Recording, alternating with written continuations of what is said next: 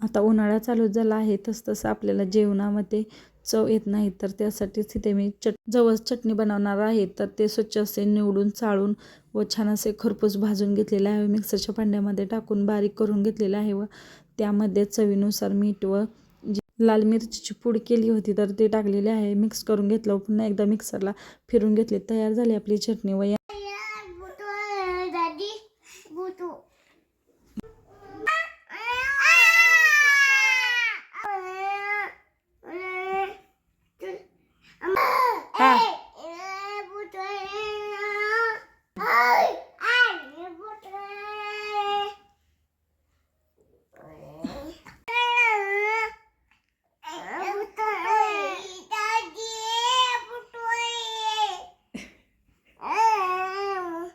पाहिलं ना दादाची दादागिरी कशी चालली होती. ब्लॉग आवडल्यास सबस्क्राईब करा. धन्यवाद.